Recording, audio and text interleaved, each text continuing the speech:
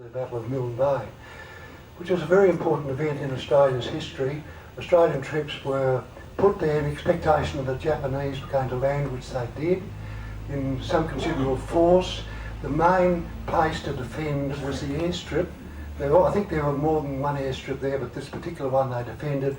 And Bluey Truscott was involved in it. Now, Bluey Truscott, of course, was a famous figure in Australian aviation. He came back, as I understand it, from the Battle of Britain, where he made a name for himself as a resolute pilot who could never land an aeroplane.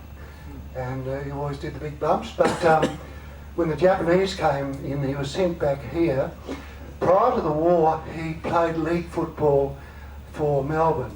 So the Melbourne team were due to play a midweek game, so they decided to pick him so that the people could say welcome back Bluey. So he went out in his usual spot on the half-forward flank, about 2 to 3 stone overweight. Obviously he'd been thoroughly enjoying his life. There were 40,000 people there that day, and they all rose as one to welcome Bluey Truscott back. And that was a marvellous gesture, but well deserved. So then he got put into command of the Kitty Hawk Squadron and went up to Milne Bay. And one of my friends at Dick Overworth probably knows, Athol O'Day, who came from Pinsley and who was a good friend of mine. He was there helping to rearm and refuel the Kitty Hawks. And he said it was very hairy because he said the Japs were down that end of the strip and we were up this end, and there were bullets flying in all directions. And the Kitty Hawks were taking off, and before their wheels were up, they were firing at the Japanese. And then they'd have to land over the top of them, come in, land, redo the same thing. But they had a marked influence. Anyway, Truscott was ordered to bring the Kitty Hawks back to Port Moresby.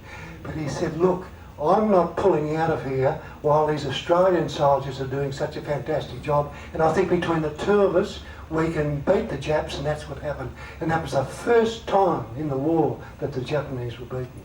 And of course, Jack Fletcher's not here today, but immediately across the way at Guadalcanal, Jack was with the American forces in a bitter fight there. But 65th anniversary, just to remember that.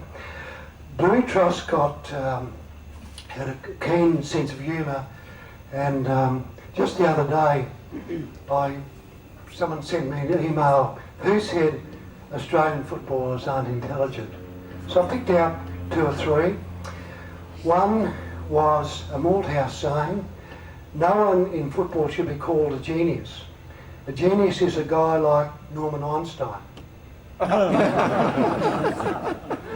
Or Shane Wakelin, I owe a lot to my parents, especially my father and mother. And Barry Hall, who of course is the captain of Sydney, he was asked at the start of the year how many goals he thought he'd kick this year. Well, I said the usual 70 or 80, whichever comes up first.